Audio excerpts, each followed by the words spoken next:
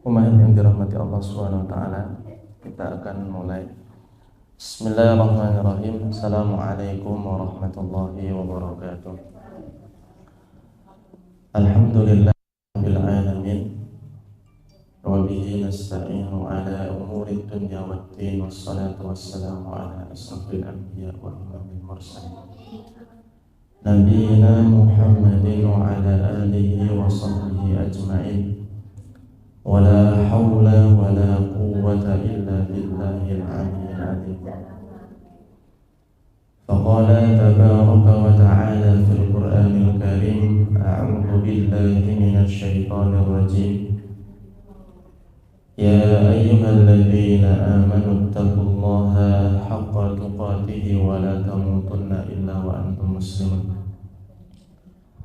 Wa qala nabiyyuna Muhammad sallallahu alaihi wasallam, ittaqillaha haitsu ma kunta wa atbi sayyi'atal hasanata tamhuha wa khaliqin nas bil hasanah.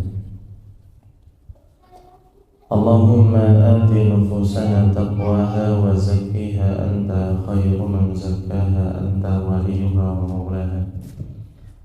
Allahumma inna nas'aluka al-huda wat tuqa wal afafa wal ghina.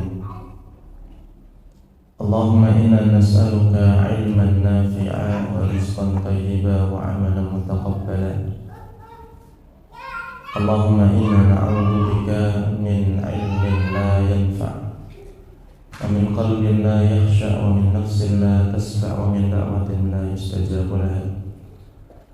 Rabbi shrah li sadri wa yassir li amri wa hlul 'uqdatam min lisani yafqahu qawli, amma ba'd. Para umahat yang semoga senantiasa dirahmati dan dimuliakan oleh Allah Subhanahu wa taala. Alhamdulillah, marilah pada kesempatan yang baik ini kita awali majelis kita dengan mengucap syukur kepada Allah Subhanahu wa taala, di mana Allah Subhanahu wa taala masih terus-menerus melimpahkan banyak nikmat kepada kita, di mana Allah Subhanahu wa taala masih memberikan banyak sekali kebaikan yang tidak pernah berhenti, walaupun kita justru sering membalas nikmat itu dengan mendurhakai Allah Subhanahu wa ta'ala. Maka apapun nikmat yang Allah titipkan kepada kita hari ini, mulai dari keimanan, Islam, hatta kita diberikan kesehatan pada pagi hari ini, Allah sudah berikan kita kelapangan waktu dan keistiqomahan untuk bisa hadir di dalam majelis ilmu. Pastikan itu selalu kita syukuri, karena kesyukuran itu akan menambah nikmat yang lebih baik lagi. Bahkan terkadang orang itu merasa ketika dia melakukan ketaatan kepada Allah Subhanahu wa ta'ala yang wujudnya amal soleh, entah dia kemudian bangun di malam hari untuk berqiyamul lail, atau kemudian dia berpuasa di hari-hari yang kemudian dicontohkan oleh Rasulullah SAW, entah dia kemudian bersedekah, berbagi, apapun jenis ketaatannya, terkadang dengan ketaatan itu justru niatan dari melakukan ketaatan itu untuk supaya rizkinya ditambah oleh Allah Subhanahu wa ta'ala. Dan itu banyak terjadi. Orang melakukan ketaatan, orang melakukan ibadah, kan banyak kemudian orang yang kemudian sholat duha supaya rizkinya lancar, qiyamul lail supaya urusannya diurai sama Allah Subhanahu wa ta'ala, sedekah supaya kemudian rizkinya ditambah oleh Allah Subhanahu wa ta'ala. Boleh apa tidak? Boleh-boleh saja. Tetapi fahamilah bahwasanya ketaatan yang kemudian dimudahkan oleh Allah Subhanahu wa ta'ala, kita mampu mengerjakannya, masih bisa datang ke majelis ilmu, masih bisa kemudian berkhidmah, masih bisa melakukan apapun jenis ketaatan itu, pahamilah bahwasanya ketaatan kita di dalam melakukan amal soleh itu pun bagian dari rezeki yang luar biasa. Jadi kalau kita diberikan hidayah untuk bisa melakukan ketaatan, itu tandanya Allah memberikan kebaikan yang banyak kepada kita. Ya, makanya jangan pernah hitung-hitungan sama Allah. Ya, kita jangan pernah menghitung-hitungan. Ya, kalau kita bandingkan dengan ketaatan yang kita kerjakan, amal soleh yang kita kerjakan selama ini, ataupun seusia umur kita, maka tidak akan pernah sebanding dengan kenikmatan yang Allah Subhanahu wa Ta'ala berikan kepada kita. Semoga kita mampu menjadi golongan yang elit, ya. Karena orang yang pandai bersyukur itu jumlahnya sedikit. Ya, semoga ya Allah mampukan kita melalui doa-doa yang sering kita baca. Allahumma a'inni ala dzikrika wa syukrika wa husni ibadatik. Ya, jadi bersyukur itu ternyata tidak sekedar kita mampu mengucapkan darah, tetapi juga ikhtiar supaya Allah memberikan kemudahan untuk senantiasa bersyukur di setiap keadaan yang ada di dalam kehidupan kita. Para umat yang dirahmati Allah Subhanahu wa Ta'ala, dan tidak pernah lupa ya, kita kirimkan salawat kepada Nabi Muhammad sallallahu alaihi wasallam, pada keluarga beliau, sahabat beliau, tabi'in, dan orang-orang yang istiqomah di dalam mengikuti sunnah-sunnah beliau hingga yaumul qiyamah. Para bunda yang dirahmati Allah Subhanahu wa Ta'ala, dan ya, kami juga ingatkan ya, pesan yang tidak boleh terlewat di setiap pertemuan kita, yaitu untuk senantiasa meningkatkan ketakwaan kepada Allah Subhanahu wa Ta'ala. Karena jaminan orang yang bertakwa kepada Allah Subhanahu wa Ta'ala itu akan diurai segala urusan kesulitan problematika kehidupannya. Allah katakan, wa may yattaqillaha yaj'al lahu makhraja wa may yattaqillaha yaj'al lahu min amrihi yusra wa may yattaqillaha yukaffir anhu sayyi'atihi ajra. Jadi orang yang bertakwa itu ya, mendapatkan privilege langsung dari Allah Subhanahu wa Ta'ala, keutamaan yang luar biasa. Bahkan ya, kita lihat di dalam Quran banyak disebutkan oleh Allah tentang balasan bagi orang yang bertakwa. Makanya kalau ternyata hidup kita kok banyak problem, banyak masalah yang tidak kunjung selesai, ya, ngurus anak ya, kok cuma dapat capeknya saja, nguring-nguring saja, punya hajat, punya bisnis tidak pernah terurai, bukan karena usaha kita yang kemudian belum maksimal. Bisa jadi kedekatan kita dengan Allah Subhanahu wa Ta'ala ini masih kurang, takwanya masih kecil. Apalagi kalau kita berbicara tentang membersamai anak, pendampingan, itu bukan semerta-merta kita pasang badan nemenin anak-anak kita. Tidak cukup sekedar itu. Karena di dalam urusan pembersamaan dengan anak-anak kita itu erat kaitannya hubungan kita dengan Allah Subhanahu wa Ta'ala. Kalau kita cuma mengandalkan diri kita sendiri dan melupakan bekal terbaik, yaitu ketakwaan kepada Allah Subhanahu wa Ta'ala, maka niscaya ya akan susah ya. Karena Allah lah yang menggenggam segala urusan yang ada di dunia ini. Umat yang dirahmati Allah Subhanahu wa Ta'ala, ini saya sudah lama tidak pernah kesini. Qadarullah dapat undangannya di sini ya. Nggak tahu kenapa nggak di Roket. Kenapa awan? Ya, ternyata yang punya Roket sedang safar ya. Ya, jadi setelah sekian lama ya comeback lagi ya ke tempat yang insyaallah istimewa ini. Tapi memang setiap kajian di sini tuh itu ya dingin ya. Iya, Pak Zainuddin sampai pakai jaket. Tahu gitu, saya tadi pakai jaket ya. Insyaallah. Karena AC-nya 2 dan di satu tempat yang insyaallah. Ya, semoga tidak kemudian membuat kita khusyuk ya. Takutnya ya, keadaan yang nyaman itu melenakan ya. Tahu-tahu udah sampai Jakarta gitu kan. Ya. Ustaznya ngomong apa dia sudah sampai mana-mana. Ya, semoga tidak seperti itu. Umat yang dirahmati Allah Subhanahu wa Ta'ala,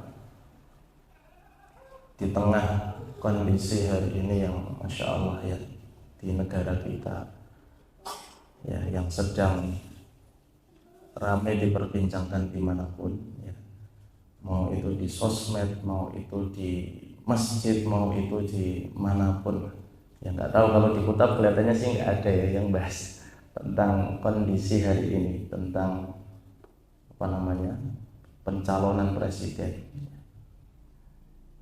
Ya saya bukan kampanye gitu ya, saya di sini cuma ya membahas mulai dari sisi itu ya. Ramai sekali orang hari ini, apalagi setelah debat macam-macam, kemudian ada yang all in apa. Silahkan ya, kalau ternyata dengan punya pilihan-pilihan ya, pastikan pilihan itu yang bisa memberikan maslahat ya. Tetapi jangan sampai kemudian hubungan kita dengan saudara-saudara kita ya, menjadi tercerai-berai karena cuma urusan pilihan ya. Yang mau milih monggo, yang enggak ya juga silahkan ya, tidak usah dibuat ribet ya, tidak usah dibuat susah ya. Jangan sampai kemudian cuma karena beda pilihan justru menjadi permusuhan dan pertengkaran di antara kaum muslim.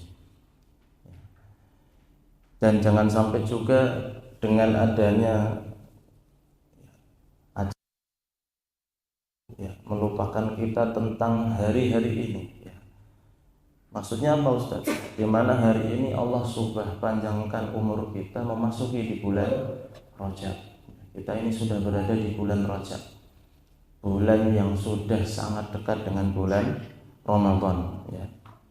Bahkan kalau orang Jawa itu ya, sudah Recep, Wah, kemudian Poso ya, sudah mungkin tidak ada 60 hari lagi, mungkin sudah 50 sekian atau mungkin 40 sekian hari lagi kita berjumpa dengan Ramadan.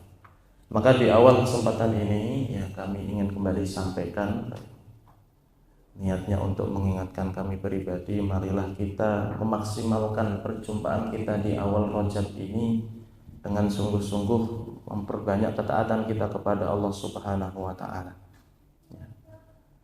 Bahkan bulan Rajab ini adalah bulan di antara dari bulan-bulan haram yang kemudian disebutkan oleh Allah Subhanahu wa taala di dalam Al-Qur'an. Allah Subhanahu wa taala menyampaikan di dalam surat Taubah ayat yang ke-36, A'udzu billahi minasyaitonir rajim. Inna iddatasy syuhuri 'indallahi 12 syahran fi kitabillah. Yauma khalaqas samawati wal arda minha arba'atun hurum.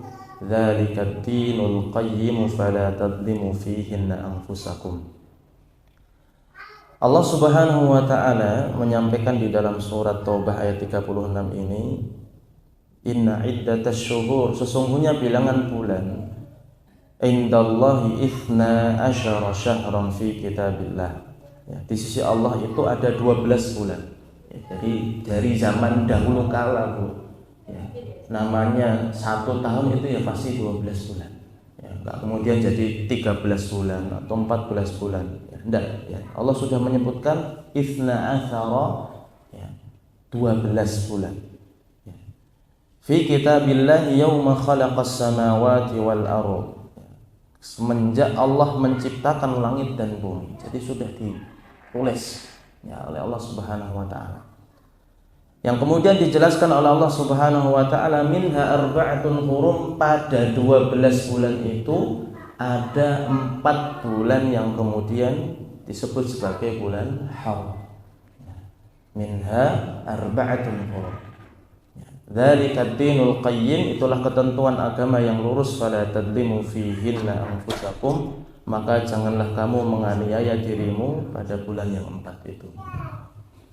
Ya, jadi jelas ya, Allah menyebutkan dari 12 bulan itu ada 4 bulan yang disebut dengan bulan haram, yang kita berada di salah satu dari keempat bulan tersebut ya. Maka pertanyaannya, 4 bulan haram itu apa saja Bu? Ya, ada yang tahu 4 bulan haram itu napa mawon? Rajab,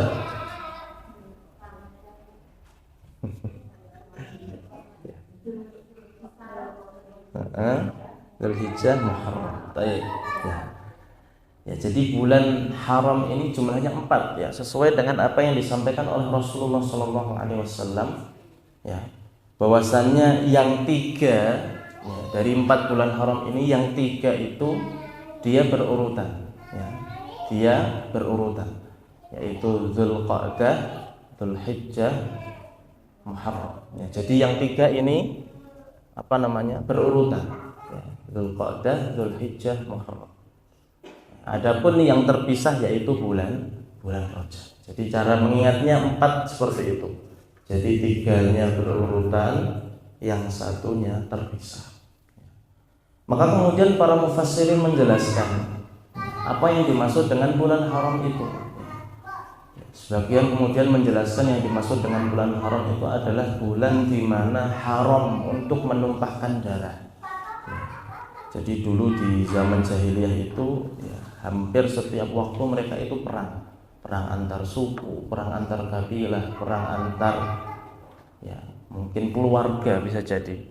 Ya, tetapi ketika sudah memasuki bulan-bulan haram, ya, sudah berhenti. Mereka menyadari bahwasanya nggak boleh menumpahkan darah di situ.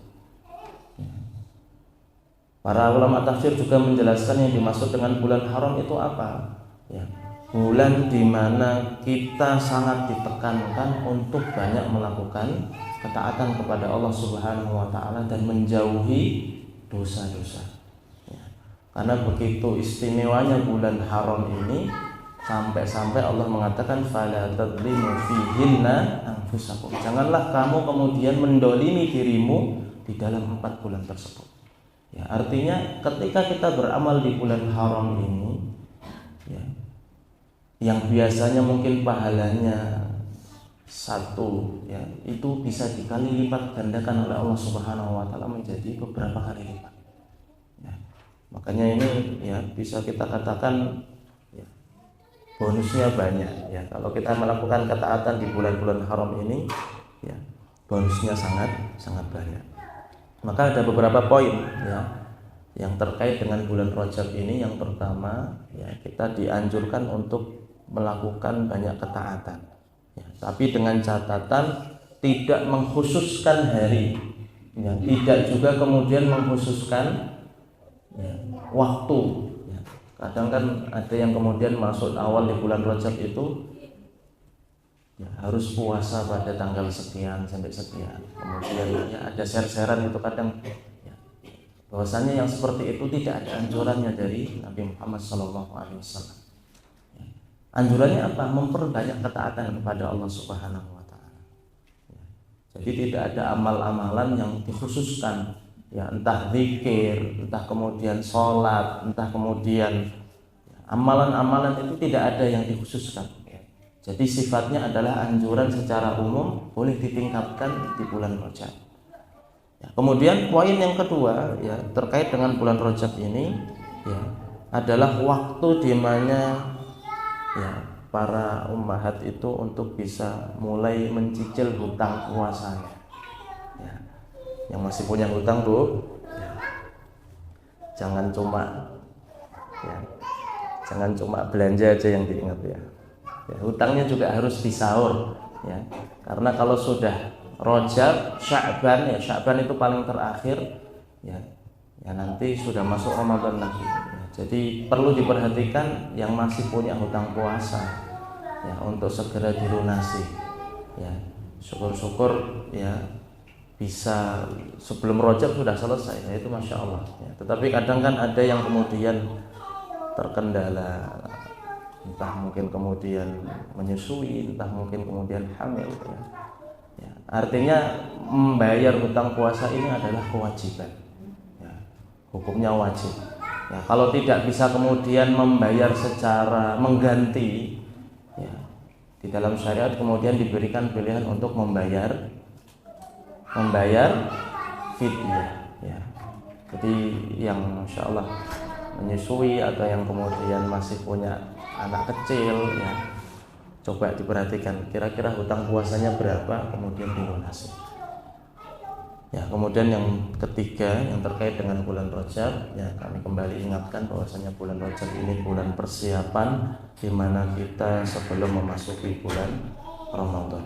Bahkan sebagian ulama menjelaskan perumpamaan bulan Rajab itu seperti kita menanam benih, kemudian bulan Sya'ban kita mengakhiri, dan di bulan Ramadan kita memanen apa yang sudah kita tanam sebelum datang bulan Ramadan. Jadi ya umat yang dirahmati Allah Subhanahu wa taala, apapun yang ingin kita raih di bulan Ramadan, ketaatan-ketaatan yang ingin kita capai pada bulan Ramadan, nanamnya itu bukan pas Ramadannya. Justru Ramadan itu waktu kita memanen dari amal-amal yang sudah kita biasakan sebelum datangnya bulan Ramadan. Jadi mulai dari Rojab. Makanya kenapa kok anak-anak di Kutab hari ini setiap Senin dan Kamis dibiasakan untuk berpuasa. Itu bagian dari menanamkan kebiasaan supaya apa? Terbiasa. Ya walaupun dramanya banyak gitu ya, anak-anak puasa itu Masya Allah. Ya, apalagi anak-anak yang masih kecil ya, itu bisa lemes seharian biasanya kayak gitu ya. Tetapi itu bentuk dari upaya kita mempersiapkan diri kita untuk bertemu dengan bulan Ramadan ya, dan ya usahakan juga untuk memperbanyak doa kepada Allah Subhanahu wa taala, karena sejatinya kita tidak pernah tahu apakah Allah Subhanahu wa taala sampaikan kita untuk bertemu dengan bulan Ramadan ataupun tidak ya. Maka setidaknya kalau kita meminta di dalam doa kita, paling tidak niat kita jelas, kita punya harapan yang besar untuk dipertemukan dengan bulan Ramadan. Allahumma barik lana fi Rajab wa Sya'ban wa ballighna Ramadan. Para budak yang dirahmati Allah Subhanahu wa taala, yaitu prolognya ya, supaya tidak terlepas untuk mengingat kembali tentang keutamaan bulan Rajab. Ya, yang selanjutnya kita akan masuk ke pembahasan kita ya, dengan judul yang sama. Ini sudah pertemuan yang keberapa, Pak? Kok kayak barbar gitu. Selesaikan ya sebelum Ramadan ya, insyaallah. Ya ini keempat atau kelima mungkin. Sudah berapa poin jenengan catat Om? Ayo tanya catatan, dicatat apa enggak? Sudah berapa poin ini? Insyaallah. Kalau yang 20 Masya Allah, enggak ada sampai 20 catatannya. Itu catatan yang mana itu? Masya Allah. Kemarin tempo hari kita sudah selesaikan di catatan yang ke 13, Masya Allah. Ternyata ada yang ngikutin ya. Tak kira cuma dengerin doang ya.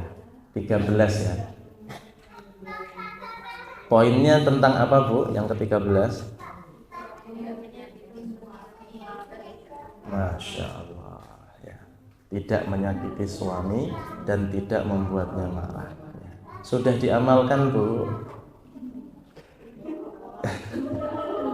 Pak Wawan gimana? Di rumah aman ya?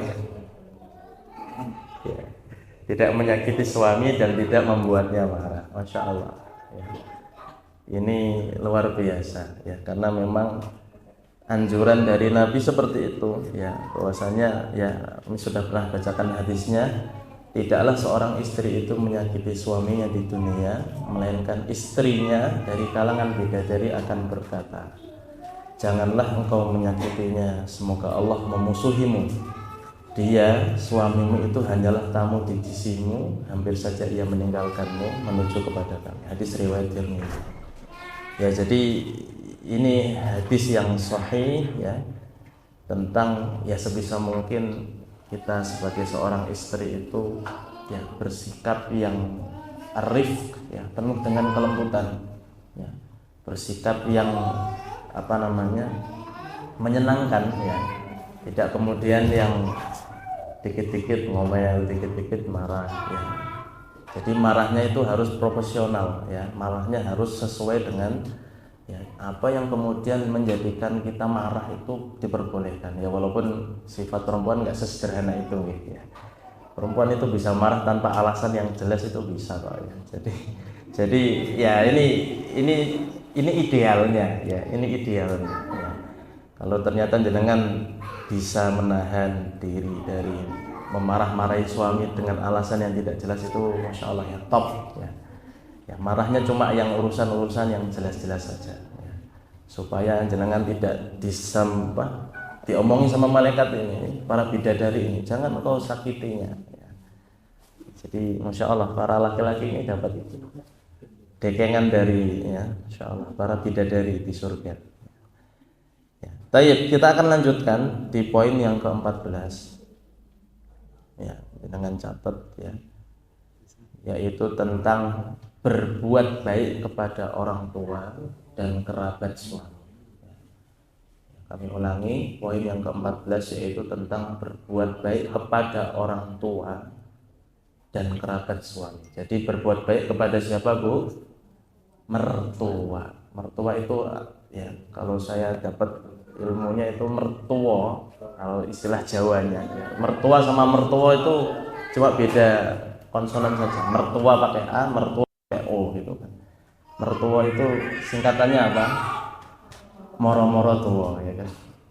Datang-datang sudah tua ya, karena memang ya kita menikah itu kan nggak cuma sekedar menikahi pasangan kita ya, tetapi kita juga menikahi ya, keluarga dari pasangan kita. Artinya kita terima semua ya, ada ibu mertua, ada bapak mertua, ada saudara-saudara ipar, ada kemudian saudara-saudara suami ya.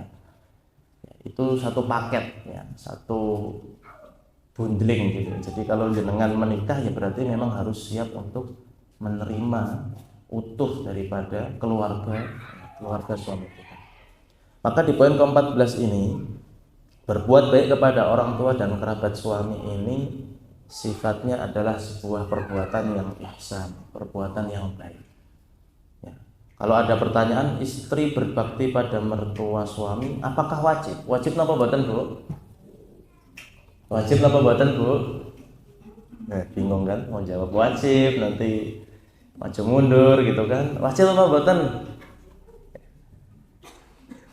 Yang jawab cuma satu orang, cuma Umi ini wajib gitu kan. Karena setiap hari apa Pak jadwal kunjungannya Pak? Insya Allah ya. Yang jelas ya, kewajiban istri itu berbakti dan taat kepada suami.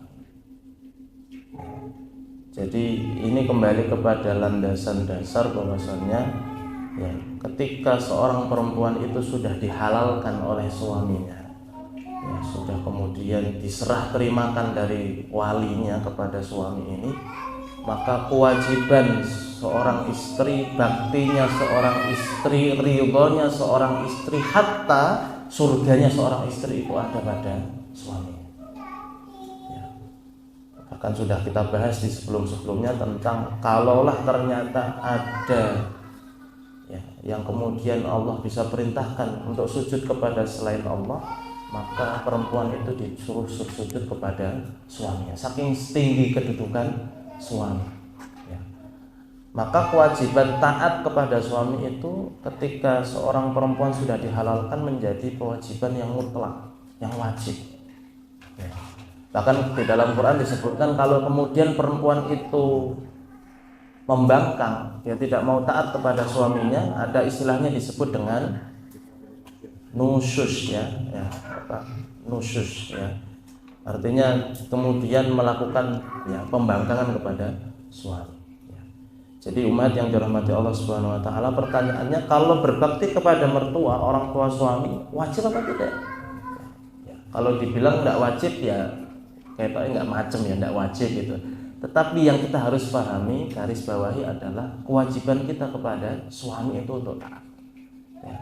Dan tentunya kita kan pasti akan membantu suami kita untuk mendapatkan ridho orang tuanya. Ya.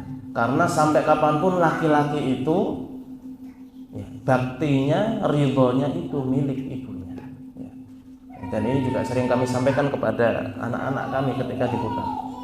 Mau setua apapun nanti kamu, mau sebesar apapun nanti kamu, mau kamu sudah berkeluarga, mau kamu sudah punya anak, pastikan kamu pahami satu hal, bahwasanya baktimu itu tidak akan berpindah kepada orang lain kecuali kepada orang tua. Ya, berbeda dengan perempuan, ya, setelah menikah sudah berpindah posisi ketaatannya kepada suami. Tetapi kalau laki-laki, ya, mau sampai kapanpun, mau sampai dia tua sekalipun, ridho orang tuanya adalah ya, sesuatu yang paling mahal. Baktinya kepada orang tuanya akan menjadi ya, kemudahan jalan untuk menuju surga Allah Subhanahu wa taala. Ya, jadi kalau taat kepada mertua, berbuat baik kepada mertua, ya, itu bagian dari sifat ihsan kita, kebaikan kita kepada suami kita. Ya, kita taat, ya, kemudian menolong, ya, kemudian berbuat baik kepada keluarga suami, itu bagian dari ketaatan kita kepada suami kita. Walaupun ya terkadang selalu saja ya ada momen-momen yang tidak nyaman ya antara menantu dengan mertua, ya selalu ada ya. Jenengan kalau mau tanya, mau sharing, hampir semua rumah tangga itu pasti ya erat kaitannya dengan mertua, ya. Ya, gimana kemudian kok tidak ada konflik, ya. Ya, padahal masing-masing orang ini bertemu dengan latar belakang yang berbeda-beda, ya, dengan didikan yang berbeda-beda, dengan pembiasaan yang berbeda-beda. Ya. Abu Hurairah radhiyallahu anhu mengatakan, ya, qila li Rasulillah sallallahu alaihi wasallam ayyun nasi khairun qala allati tasurruhu idza nadara wa tuti'uhu idza amara wa la tukhalifuhu fi nafsiha wa maliha bima yaqra.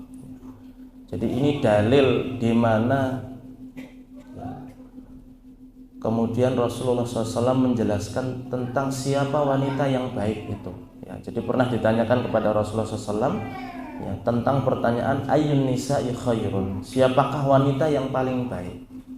Kemudian Rasul menjelaskan wanita yang baik itu allati tasurruhu idza nadhara, ya, yaitu ketika dilihat itu menyenangkan, ya, jadi menyenangkan ketika dilihat suaminya, ya. Wa tuti'uhu idza amara, dan mentaati ketika suami itu memerintah, ya. Wala tukhalifuhu fi nafsiha wa maliha bima yakrah, dan tidak menyelisih suami pada diri dan hartanya sehingga membuat suami benci. Ya, jadi ini gambaran tentang perempuan yang terbaik yang disebutkan oleh Rasulullah SAW.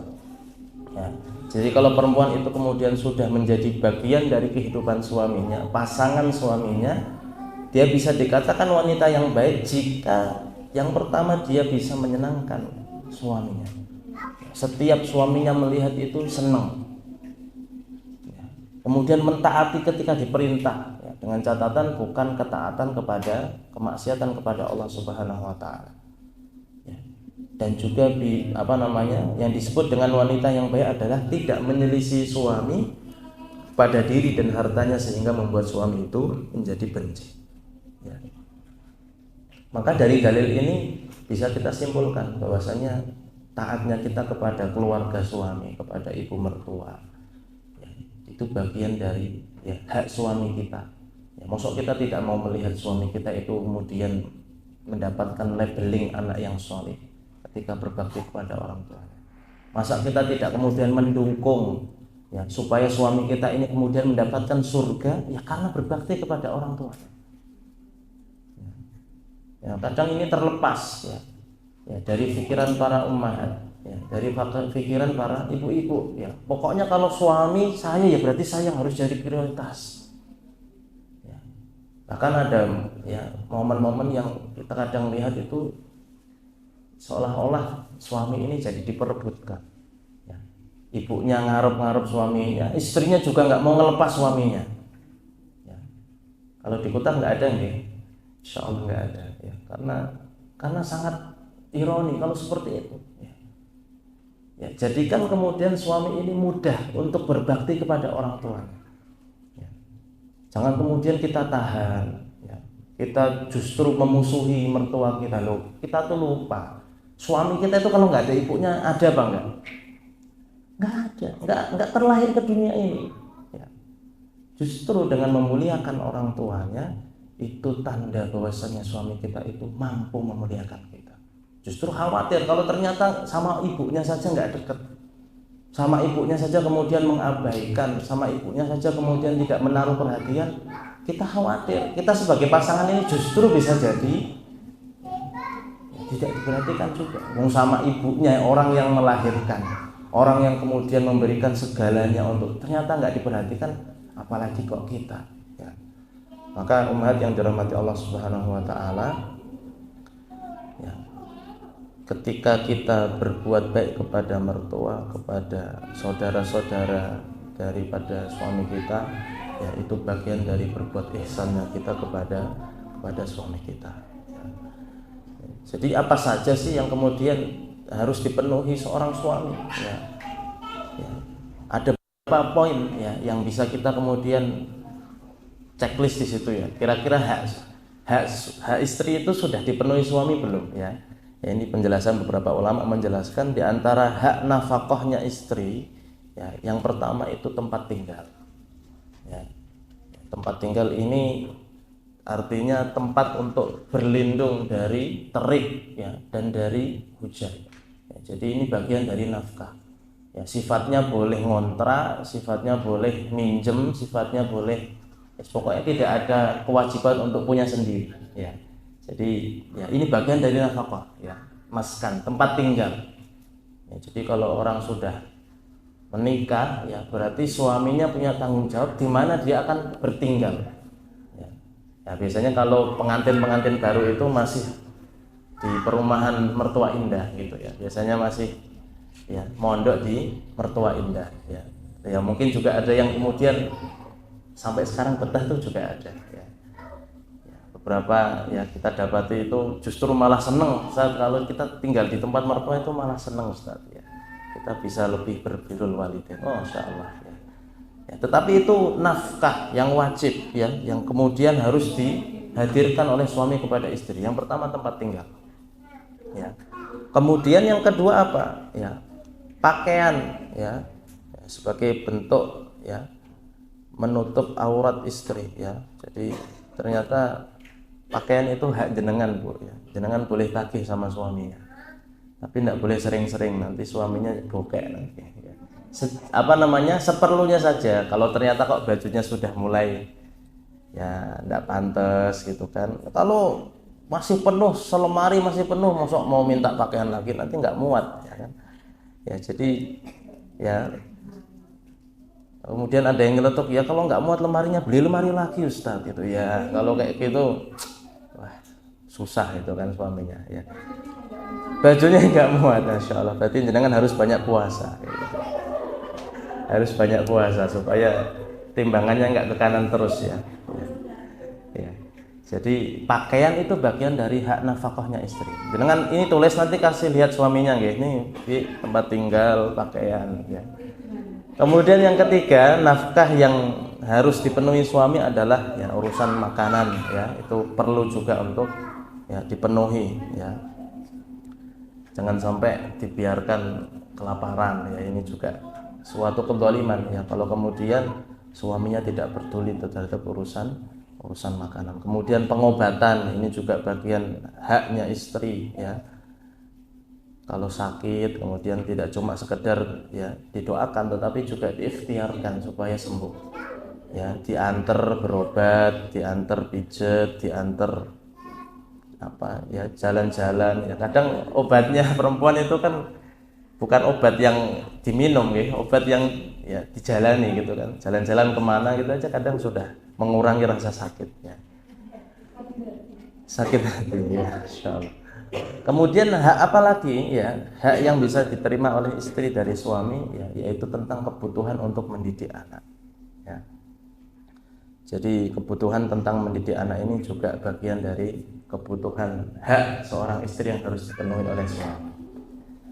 Ini mumpung ada abad 2 ini supaya nanti ketika Mukhoyam juga bisa sharing di sana ya Pak ya.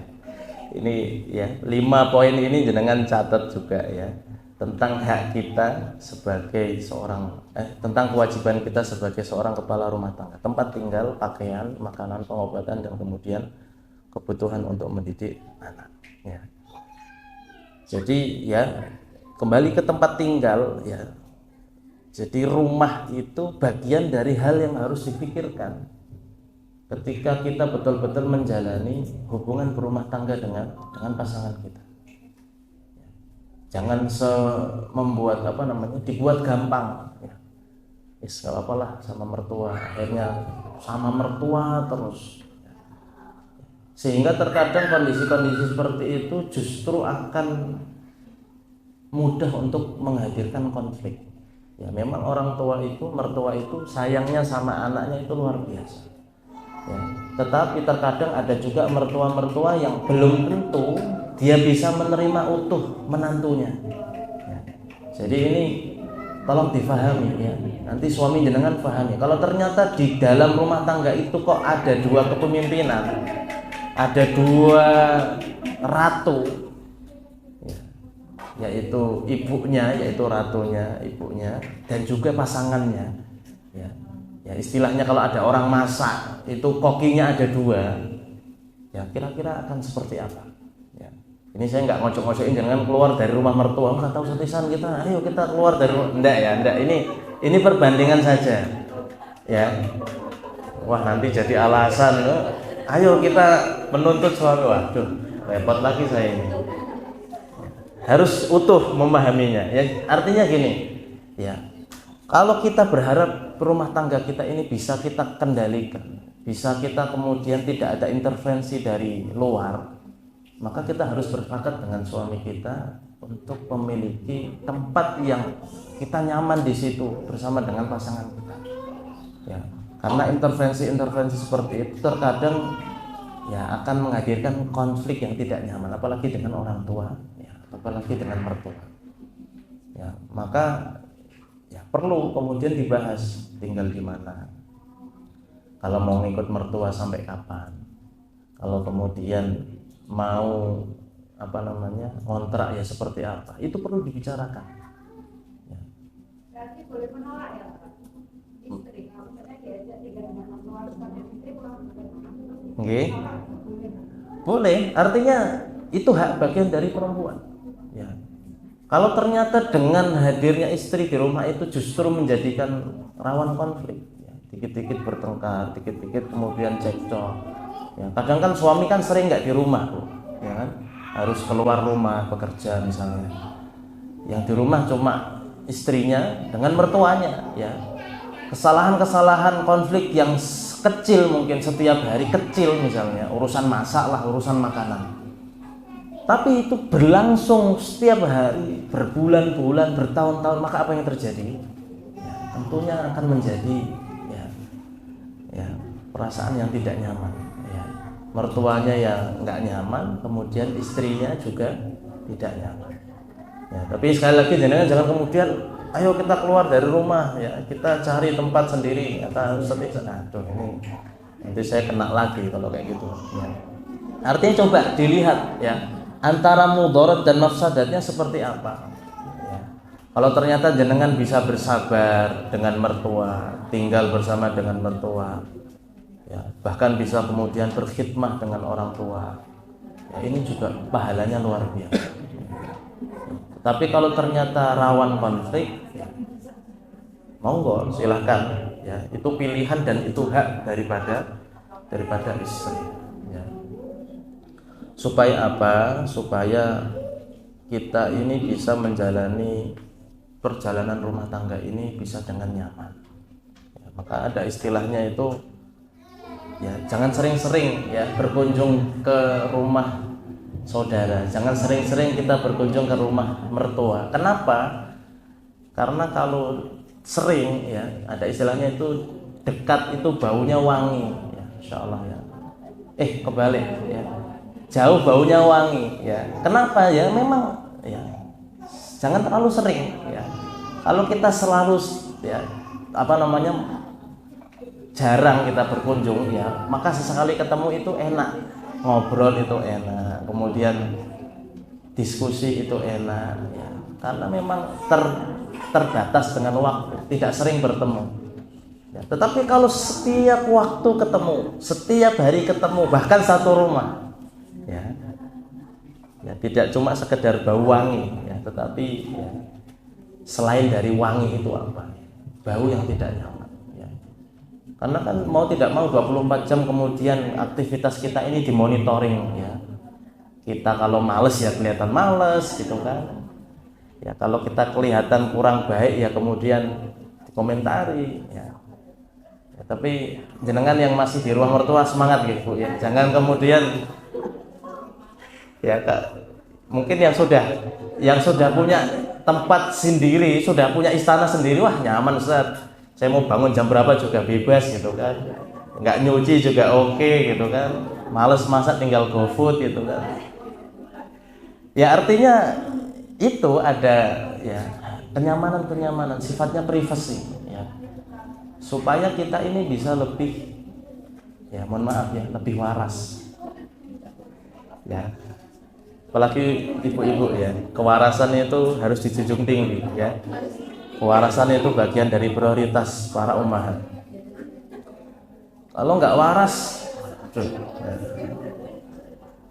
itu ya senggol dikit aja bisa dibacok gitu, kalau nggak waras ya. Karena memang nyata ya, ngurus rumah, ngurus anak, ngurus perintilan di rumah itu nggak sederhana. Insya Allah. Belum lagi kemudian suami ya jarang nelpon lagi, sibuk dengan dunianya sendiri ataupun yang lain. Ya maka kami garis bawahi ya taat kepada mertua ini bukan wajib tetapi sifatnya adalah ihsan, bagian dari kebaikan jenengan. Ya. Kalau jenengan taat pada suaminya kemudian berbuat baik kepada mertua, kepada kerabat ya, itu bagian dari pahala yang Masya Allah luar biasa. Nah, tapi kalau status kewajibannya tidak ada kemudian dalil yang menyebutkan seorang menantu itu wajib kepada wajib berbakti kepada mertua, tidak ada. Yang wajib itu adalah anak dia berbakti kepada orang tua. Ya. Maka umat yang dirahmati Allah Subhanahu Wa Taala, jelas nggih? Kalau nggak jelas ya, pokoknya gitulah. Ya. Kami juga akan bacakan sebuah hadis yang diriwayatkan oleh ya Ibunda Aisyah radhiyallahu anhu. An Aisyah radhiyallahu anha qalat qultu ya Rasulullah ayyun nasi a'dhamu haqqan ala mar'ah. Ya. Qala zawjuha. Qultu fa ayyun nasi a'dhamu haqqan ala ar-rajul? Qala ummu. Ya. Pernah suatu ketika ya Ibunda Aisyah radhiyallahu anha ini bertanya kepada Nabi sallallahu alaihi wasallam. Ya Rasulullah, ayyun nasi a'dhamu haqqan ala mar'ah? Ya. Wahai Rasulullah, siapakah yang paling berhak atas seorang perempuan? Ya, jadi pertanyaan Aisyah ini bertanya kepada Rasul, siapa sih orang yang paling berhak atas perempuan? Maka kemudian Rasul mengatakan zaujuha, maka yang paling berhak atas seorang perempuan itu adalah suaminya. Ya, maka ini dalil yang sangat jelas bahwasanya jenengan itu ya haknya suami jenengan. Ya, jenengan dituntut untuk berbakti, taat, mencari ridho di suami jenengan itu ya ini bagian dari dalil yang dijelaskan. Ya. Fa ayyun nasi a'dhamu haqqan 'ala ar-rajul? Kemudian Aisyah bertanya lagi kepada Rasul, kemudian siapakah yang paling berhak atas seorang laki-laki? Qala ummuhu. Maka Rasulullah SAW menjelaskan yaitu ibunya. Ya, jadi jawaban yang berbeda ya. Kemudian ini menjelaskan kepada kita kalau perempuan itu haknya suaminya, kalau laki-laki itu haknya ibunya. Ya. Maka umat yang dirahmati Allah Subhanahu Wa Taala, ya, jenengan ya harus pahami bahwasanya berbuat ihsan kepada mertua jenengan, kepada kerabat suami itu bagian dari kita mendukung suami kita untuk mendapatkan ridho dan surganya. Ya, jadi jangan ditahan. Ya, coba nanti bantu suami kita untuk bisa mentaati siapa? Mentaati ibunya, mentaati orang tuanya. Coba dicek, sudah nelpon orang tua belum? Sudah sekian lama nggak pernah menghubungi, ini keterlaluan. Ya. Jadi istri juga punya poin di situ untuk mengingatkan. Ayo kita ke tempat ibu ya. Kalau ternyata memang jaraknya jauh ya sekali dikunjungi ya, karena sebagai orang tua itu kadang ketika di usia tua itu nggak butuh dengan sifatnya materi itu nggak butuh ya. Semakin tua itu justru yang mereka rindukan adalah ya, hadirnya ya, anak-anak atau cucu-cucu yang terlahir dari pasangan anaknya itu ya. Makanya jenengan coba bantu itu. Bantu suaminya untuk taat kepada orang tuanya. Yang paling tidak kemudian kita mengajarkan juga kepada anak kita ya, bahwasanya itu loh lihat adikmu taatnya sama umiknya tuh seperti itu ya. kita ngajarin anak kita juga, anak laki-laki kita juga, supaya dia juga mencontoh itu, supaya nanti anak kita itu juga taat kepada kita sebagai ibunya. Ya. Maka ya tolong jangan kemudian dikotak-kotakkan gitu ya. Ini mertua ya, jangan ulek-ulek ya. Gimana nggak ulek-ulek wong itu anaknya. Jenengan itu baru datang kok sudah mau menguasai kan gitu. Ya. Makanya ya ini bagian dari berbuat ihsan kepada suami kita. Umat yang dirahmati Allah Subhanahu wa taala, ya, maka ya berlapang dadalah dengan ya untuk kemudian memahami bahwasannya hidup bersama dengan mertua, hidup dengan kerabat itu ya butuh sabar yang banyak, butuh lapang dada yang banyak. Ada beberapa tips yang bisa jenengan amalkan ya. Ini khususnya yang masih sama orang tua nih, yang tinggalnya masih sama mertua, jenengan boleh catat ini. Kalau yang sudah nggak sama mertua gimana Ustaz? Ya nggak usah dicatat ya. Ini coba ya saya ngasih tip yang mungkin masih hidup bersama dengan mertua ya, yang masih satu atap dengan ibu ya mertua atau bapak mertua ya. Yang pertama ya, sikap yang bisa jenengan hadirkan adalah siap untuk banyak mengalah dengan mertua ya. Catat ya, siap untuk banyak mengalah dengan mertua. Karena orang tuanya suami, mertua kita itu semakin tua, semakin sepuh, semakin uzur, biasanya semakin juga lebih sensitif ya. Orang itu tambah tua itu semakin sensitif ya. Hal-hal yang seharusnya sederhana itu bisa menjadi rumit, bisa menjadi bulet. Urusan apa misalnya, sederhana saja misalnya nggak cocok sedikit sudah bisa menjadi ya, genderang perang itu ditabuh. Jadi kalau jenengan masih satu atap dengan mertua ya, ini ada beberapa tips. Yang pertama kami sampaikan ya, harus siap mengalah ya, gimana wong kita tinggal di rumahnya kan gitu, kita istilah kasarannya kita numpang gitu kan, ini rumahnya orang tua ya, kita ya berarti kita harus banyak mengalah ya, kita nggak bisa all out kemudian sesuai dengan keinginan kita ya, banyak mengalah, memang banyak sabar ya. Jangan malah kemudian ya kebalikannya, itu malah nanti bisa menabuh ya perang dunia yang ketiga insyaallah. Ya, jadi yang masih sama mertua sabar ya. Kemudian yang kedua, sikap yang bisa kita hadirkan sebagai seorang menantu ya, yaitu harus bisa pintar mengambil hati mertua. Ini juga Masya Allah, mengambil hati mertua Masya Allah. Hatinya memang di mana Ustaz kok diambil? Yes, pokoknya gitu, ambil hati mertua, buat kemudian kita punya chemistry yang baik, sehingga tidak terjadi hal-hal yang tidak kita inginkan di dalam rumah tangga.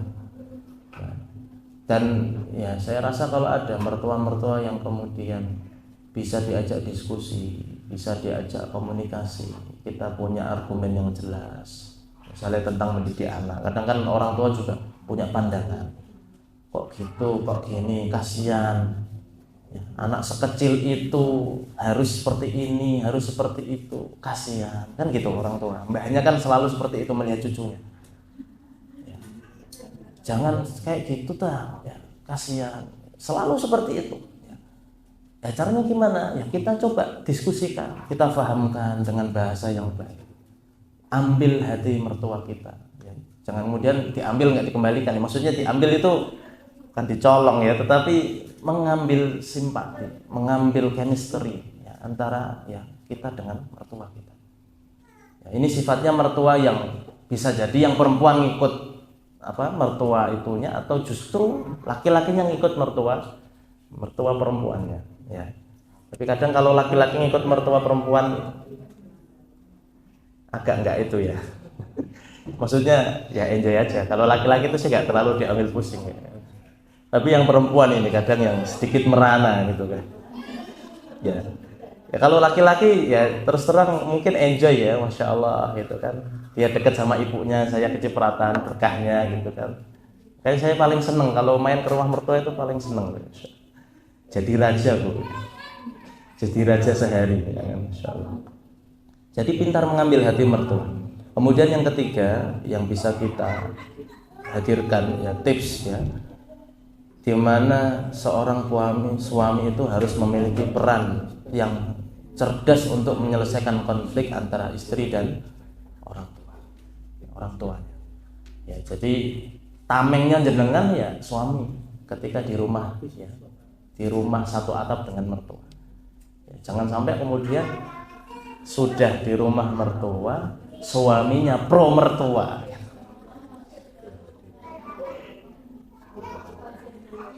Artinya suaminya karena dalil taat sama ibunya, wah istrinya diplokoto gitu kan. Ya semoga tidak ada di sini. Ya. Harusnya suami di sini menjadi penengah. Ya. Keberadaannya kemudian menjadi pemberi solusi. Kalau ada problem antara ibunya dengan istrinya, gimana kemudian dicarikan jalan yang terbaik. Ya. Kalau suaminya nggak hadir di situ, wah itu bisa cakar-cakaran mungkin kayak gitu kan. Ya ini saya katakan ini nggak lebay, ini memang terjadi. Ya, bahkan kemudian ada yang bermusuhan dengan, ya karena konflik kemudian suaminya nggak hadir di situ. Ya, wis nggak hadir malah ngaboti ibunya mungkin dia nggak bisa balance di situ. Artinya kemudian istrinya akhirnya merasa sendirian. Ya, dia sendirian di situ, dia harus berjuang sendiri. Ya, suaminya nggak ada kemudian memberikan dukungan, ibunya juga kayak gitu. Kalau bisa dia mungkin kabur juga ke rumah ibunya gitu kan. Jadi harus hadir suami yang kemudian bisa menyelesaikan konflik antara istri dan orang tua. Kemudian yang keempat, harus pandai menyesuaikan keadaan dengan mertua. Ya, coba kebiasaan-kebiasaan yang sudah dibiasakan semenjak kecil ya pada pasangan kita lazimi itu. Ya, kita ya coba sesuaikan ya, adaptasi ya termasuk juga dengan mengadaptasikan kebiasaan yang kita bangun pada rumah tangga kita. Jangan sampai berbeda justru malah menjadikan semakin retak hubungan antara ya, menantu dan mertua. Dan kemudian yang terakhir, kalau kita masih beratapkan satu atap dengan mertua kita juga harus siap-siap menanggung kebutuhan satu rumah ketika kita tinggal bersama dengan mertua. Karena ya mau nggak mau ya, kita tinggal di tempat yang sama. Ya. Kalau ternyata nggak paham, nggak mudeng, ya orang tua itu kadang bisa ngomel. Saya tinggal ning kene, bayar listrik itu, bayar wifi, ya itu kita harus paham. Ya. Entah apa urusan belanja itu, ya namanya kan ya kita tinggal di dalam rumah yang sama, atap yang sama, kita perlu belajar untuk kemudian ya mau nggak mau kita memenuhi kebutuhan ya, satu rumah itu. Ya. Kalau cuma modal numpang saja kemudian tidak peduli terhadap urusan-urusan yang seperti itu, lambat laun itu akan menjadi konflik yang berkepanjangan. Maka para bunda yang dirahmati Allah Subhanahu wa taala, ya, itulah beberapa poin yang bisa jenengan amalkan ya. Kalau ternyata Allah masih takdirkan jenengan hidup bersama dengan ibu mertua, bapak mertua ya, yang sabar ya, tetap jalin hubungan yang baik ya. Karena ketika kita bisa sukses di situ ya, maka paling tidak mental kita ini semakin kuat ya. Mental kita ini semakin kuat ya. Ya semoga ya sedikit yang kami sampaikan ini bermanfaat ya. Satu poin aja biar besok masih bisa ya. Satu poin kita nanti selesaikan, karena poin yang ke-15 dan ke-16 ini sepertinya cukup berat ya. tinggal nyandak ya. Jadi poin yang ke-14 ini jenengan coba pahami ya, syukur-syukur hubungan jenengan dengan mertua, dengan ya saudara-saudara ipar itu baik ya. Dan jangan sampai kita memutus ya hubungan dengan orang tua kita, waliyadzubillah min dzalik. Sampai di sini ada yang ditanyakan, barangkali mau ditanyakan, kalau nggak ada ya nggak apa-apa.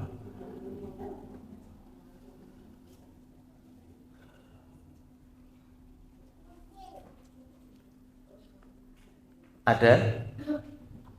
Kalau nggak ada saya senang sih. Kalau ada ya saya jawab. Monggo salam mawon kemudian bisa. Nggih, monggo. Ada? Ada, Pak? WA nggih. Tapi belum masuk ya. Oh, berarti. Nggih, insyaallah.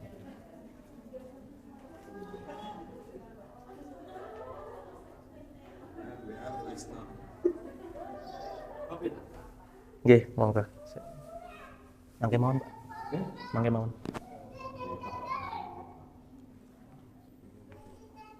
Diketik WA ternyata nggak punya kuota gitu.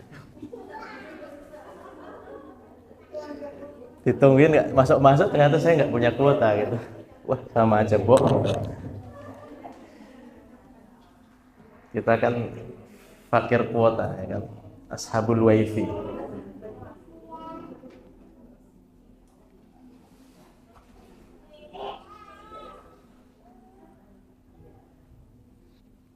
Ternyata beda ya di sini sama di Roket.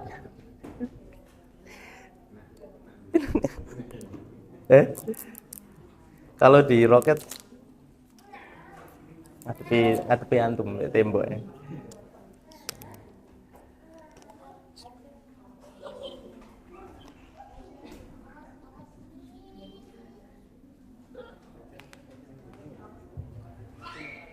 Selain yang diketik WA, ada yang mau bertanya ya, khususnya dengan materi yang kami sampaikan pada pagi hari ini.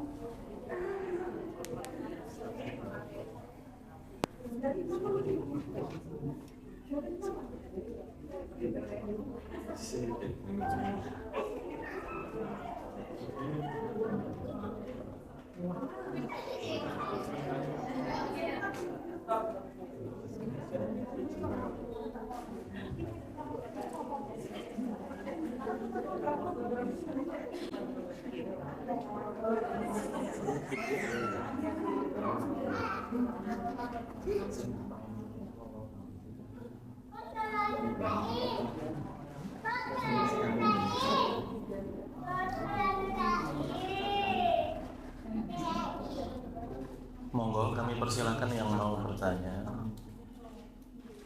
Mumpung masih ketemu. Kalau nggak ketemu nggak bisa nanya.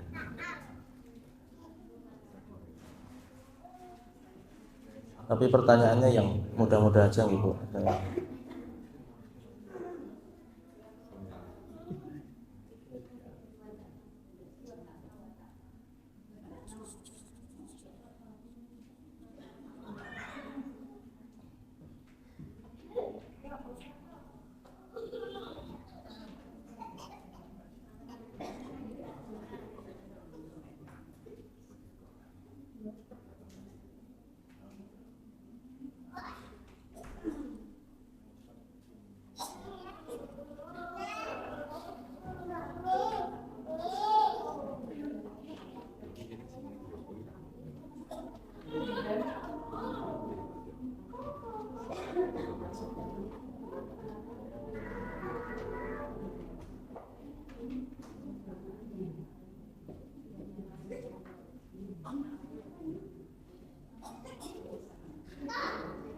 Mungkin bisa dibacakan, mohon. Sudah dikirim.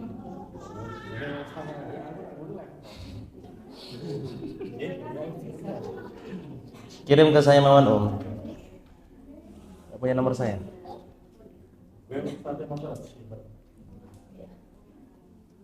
Kalau HP-nya Pak Wawan dibuat. Nah.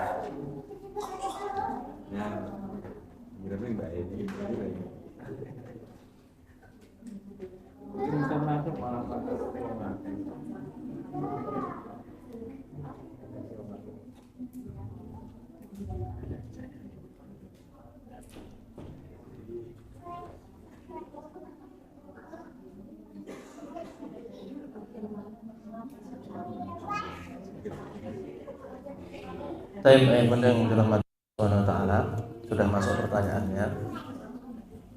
Ustadz, saya pernah mendengar kalimat sekufu, kurang lebih pada kalimat sebaiknya menentukan pilihan menikah itu dengan yang sekufu. Misalnya, ini maknanya sebenarnya apa ya? Selevel pendidikan, status sosial, ekonomi, atau bagaimana? Baik, ya, kepada yang bertanya, ya barakallahu fiik. Ya. Bahwasanya makna sekufu di sini, ya, yang kami pahami dan kami dapatkan ilmunya, ya artinya kufu secara apa ya istilahnya level sekufunya ini sepadan ya dalam segala lini kehidupan. Ya, jadi sekufu ini tuh secara sosial ya juga harus nyambung, kemudian secara pendidikan juga nyambung, secara latar belakang juga harus nyambung. Ya, namanya juga kufu, ya, sama. Ya, karena bisa kita ibaratkan, bisa kita perbandingkan. Jikalau ternyata ya, orang menikah tetapi tidak sekufu, ya maka bayangannya saja itu sudah bisa akan terlihat bagaimana kemudian konflik yang akan terjadi di rumah tangganya. Contoh misalnya istrinya kok S3, ya, lulusan S3 katakanlah doktor, tetapi suaminya cuma lulusan SD. Kira-kira satu kufu apa enggak, Bu? Ya, enggak, jauh sekali. Ya. Maka bagaimana kemudian seorang perempuan dia bisa memilih seorang suami yang secara latar belakang aja jauh. Ya. Apalagi dia nanti percaya laki-laki ini yang akan menjadi imam di rumah tangganya. Ya, tentunya ya ini yang kemudian dijelaskan makna sekufu itu ya supaya nggak jeglek gitu. Ya, bisa jadi secara kufu, secara ekonomi kita lihat juga. Yang satu mungkin anaknya bangsawan gitu kan, anaknya konglomerat gitu kan. Yang satu kemudian ya, ekonominya sederhana. Ini dari segi sini saja sudah ya. Kalau disandingkan, kalau dijejerkan ini saja sudah kemudian terlihat sangat jauh, maka akan jomplang. Belum lagi terhadap urusan din, agama. Ya. Makanya kami dulu ketika di pondok itu sering ya diajari oleh guru kami, ya, kalau nikah itu yang sekufu. Maksudnya itu apa, Ustaz? Ya. Kalau misalnya paling tidak ya kalau dulu yang kami dapatkan, kalau ternyata suaminya itu penghafal Quran, ya paling tidak juga istrinya penghafal Quran. Ya ini nggak wajib ya, tetapi untuk melihat kekufuan itu supaya nyambung. Karena kan kita hidup di dalam rumah tangga pernikahan itu ya, tidak sehari dua hari. Kita akan mengenal karakter. Kalau sejak awal saja sudah tidak matching, sejak awal saja sudah tidak cocok, latar belakangnya sudah beda jauh, ya oke, mungkin orang punya kecenderungan yang berbeda-beda. Tetapi di awal itu kita harus cari yang paling nyaman kan gitu. Kita pakai pakaian aja yang nyaman kan. Ya, apalagi ya di dalam urusan rumah tangga. Bahwasanya disebutkan oleh Allah Subhanahu wa taala, nisaukum libasul lahum, ya. Nisa perempuan itu ya pakaian. Ya, harful lakum ya, apa namanya? Yang disebutkan di dalam Quran itu sebagai penutup ya laki-laki. Ya. Justru yang menentukan di sini ya kalau di dalam urusan awal pernikahan, perjodohan itu yang bisa memilih itu adalah perempuan. Dia yang bisa menentukan dia mau lanjut apa enggak itu kan perempuan. Laki-laki itu cuma datang ke rumah, kemudian menyampaikan niat. Ya. Yang bisa menilai siapa seutuhnya ya perempuan. Dilihat bebet, bobot, apalagi bibit bubut bukan ya, bengkel itu bisa dinilai di situ, dicocokkan secara latar pendidikan bagaimana, secara kemudian pemahaman terhadap urusan agama seperti apa. Nah, kita juga nggak mau toh punya suami yang kemudian tidak paham agama, kita jadikan pemimpin di rumah tangga kita, bagaimana ya. Maka yang dimaksud dengan kufu ini sifatnya adalah menyeluruh. Coba dilihat ya, latar belakang keluarganya seperti apa. Kalau dari orang yang baik ya berarti kita cocok di situ. Kemudian latar belakang pendidikannya seperti apa ya, kalau untuk urusan ekonomi ya itu bisa jadi kadang berlaku di satu keadaan tapi juga tidak seluruhnya ya makanya ya tapi juga ya berlaku juga ya kalau kita kemudian maju ya, misalnya saya maju kepada seorang calon istri yang kemudian kaya raya, sedangkan saya kemudian orang biasa-biasa, ya mentalnya juga kena mental juga gitu kan. Artinya kita mau maju juga lihat-lihat juga ya, mana ini yang kira-kira cocok. Kalau ada beberapa pilihan ya, yang satu kufu, yang kemudian satu level ya. Masuk kita kemudian mencarikan ya, pasangan untuk anak kita ini tidak sepadan ya, justru nanti akan menjadi ya, kesenjangan di dalam ya, rumah tangga. Jadi ya yang kami pahami makna dari sekufu itu adalah ya sepadan ya, sama, paling tidak seimbang lah ya. Kalau ternyata ya, tapi bukan sekufu yang gini ya, ini suaminya ganteng berarti saya enggak ini biar ngimbangi Ustaz ya, bukan gitu ya maksudnya. Walaupun itu jangan punya tujuan nyari suami yang ganteng misalnya gitu, supaya bisa membuat keturunan yang ya itu bisa jadi alasan, tetapi ya yang dimaksud sekufu di sini yang disebutkan di dalam agama adalah ya, hal yang sepadan ya semoga bisa menjawab ya, walaupun ya mungkin jawabannya masih sederhana ya semoga itu bisa menjadi tambahan ya, karena kufu ini ya, ditekankan ya di dalam urusan pernikahan. Wallahu a'lam bishawab ya, mungkin itu yang kami sampaikan pada kesempatan ini. Satu lagi, oh ya, Afwan Ustadz mau tanya, misal tinggal dengan mertua dan mempunyai perbedaan prinsip dalam mendidik anak dengan mertua sudah pernah dijelaskan, tapi karena berbeda masih ada sedikit perdebatan. Kalau misalnya kita memilih untuk diam demi menghindari konflik, apakah itu pilihan tepat atau sebaiknya bagaimana? Ya.